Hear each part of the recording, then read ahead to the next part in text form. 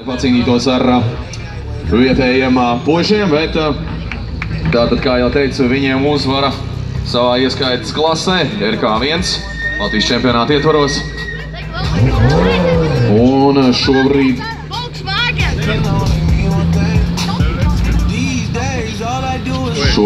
turpinām sagaidīt vienu pēc otras. Tātad Latvijas rallija čempionāta dalībnieki šeit uz finiša estakādes un kā nākamie finišā iebrauc 62. numurs.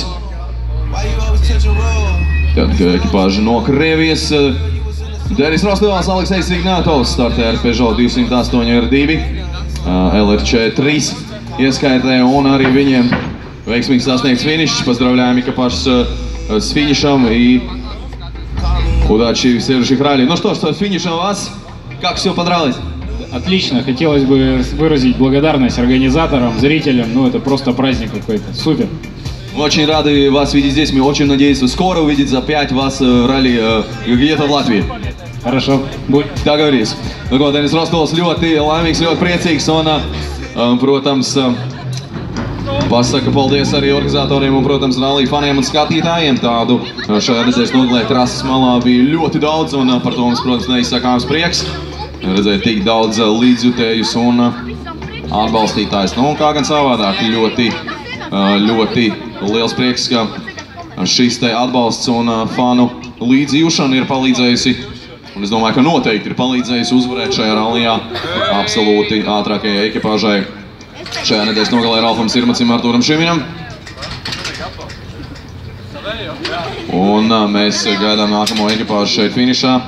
Tikmēr atgādinu tiem, kas vēl plāno uzkavēties šeit Liepājā, tātad 8:30 vakarā šeit pie Lielā Dzintara mēs apbalvosim rallija uzvarētājus un visas ātrākās ekipāžas, tātad apbalvošanas ceremonija 8:30 vakarā šeit pat. Nu, un tad arī varēsim redzēt, kā sākas svinības. Pirmkārt jau daudz svinamu lietu šodien.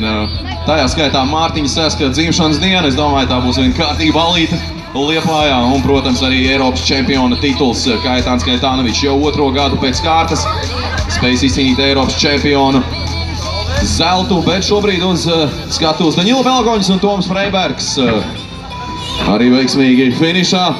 Ну что ж, наконец-то это все закончилось. Добрый вечер и как вам ралли?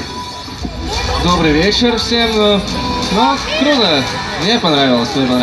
Реально здорово. Что понравилось больше всего? Больше всего понравился Вецпилс. Самый сложный, быстрый и много приключений там. И насчет результата, как довольны ездой?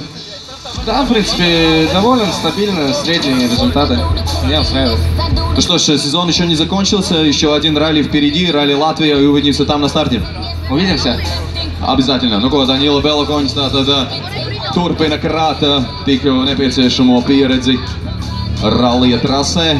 Viņam tātad debijas sezona, tāda pilna, rītīgi nopietna sezona viņam ar šo ātro automašīnu. Un šajā sezonā neiztika arī bez piedzīvojumiem, bet, kā saka, rallijā tas viss piedarās pie lietas.